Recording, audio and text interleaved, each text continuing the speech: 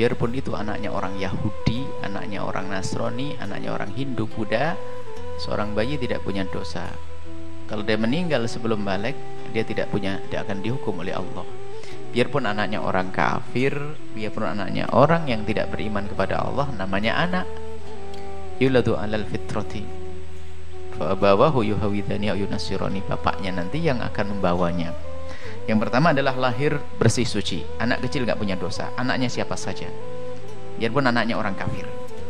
Kemudian yang kedua, ini makna pendidikan yang harus kita paham. Jadi tergantung bapak ibunya itu mau dibawa kepada anaknya.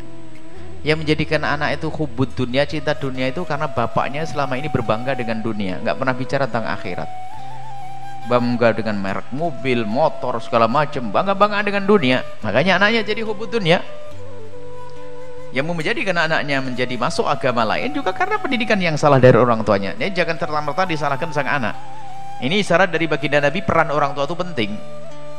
Sehingga kalau anak begitu, tanyakan bapaknya gitu loh. Jadi bapak itu punya tanggung jawab besar. Biarpun mungkin ada yang lepas. Sayyidina Nuh alaihissalam punya anak lepas.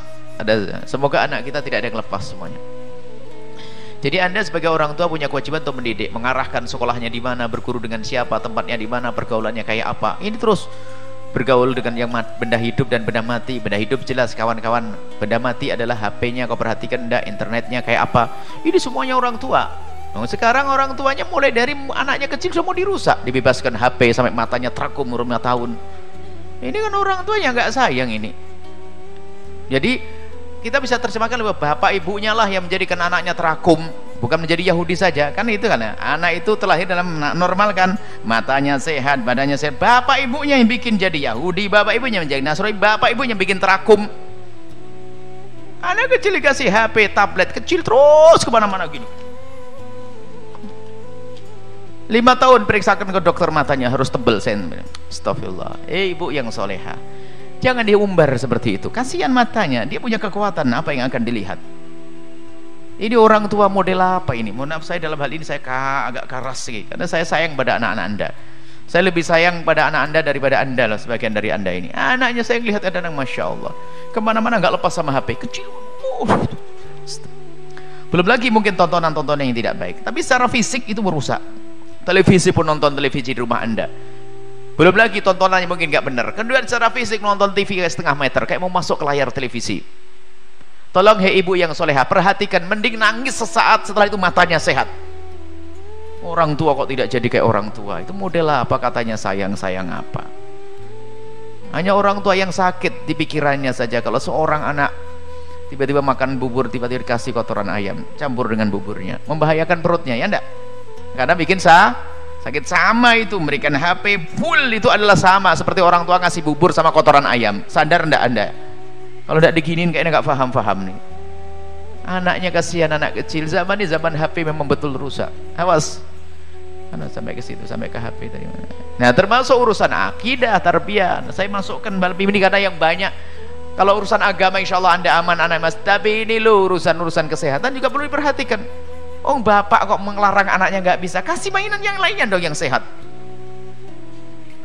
Mainan zaman dulu sadar bak sodor apalagi itu masih sehat loh, peta umpet segala macam itu masih indah. Sekarang begini terus, Masya Allah. Kadang-kadang saya kalau sudah di bandara dan cuman mau ngingetkan siapa dia, siapa saya, ya kalau dengar malah tersinggung. Cuman saya tidak kuat, saya Allah, anak itu berapa bulan lagi nih matanya akan terakum. Anda yang Anda begitu sadar, mohon saya agak kasar begini karena sayang kepada Anda.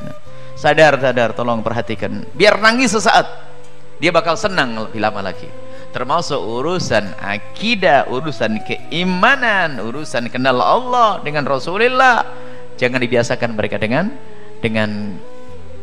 pendidikan-pendidikan yang salah. Kemudian masalah seorang anak, kalau terakhir ada masuk syaitan. Masuk syaitan ada. Jadi waktu anak itu menangis, disebutkan sebagian ulama mengatakan bahasanya kecuali Nabi Isa dan Siti Maryam dan Sayyidina Isa alaihissalam itu karena doa ibundanya. Ibundanya Siti Maryam namanya Sayyidah Hanna, waktu ambil ini nadartu laka ma fi batni muharrara, ya Allah aku punya kandungan ini akan aku wakafkan untukmu bebas untuk beribadah. Tatanya ini wada'tuha untha, keluar perempuan. Ini uidzuha wa dzurriyyataha minasyaitonir rajim, karena dia akan khusus oleh ibunda Siti Maryam, Sayyidah Hana berdoa, inni uidzuha wa dzurriyyataha minasyaitonir rajim, ya Allah, aku berlindung kepadamu agar dia Maryam dan keturunannya terbebas daripada sentuhan syaitan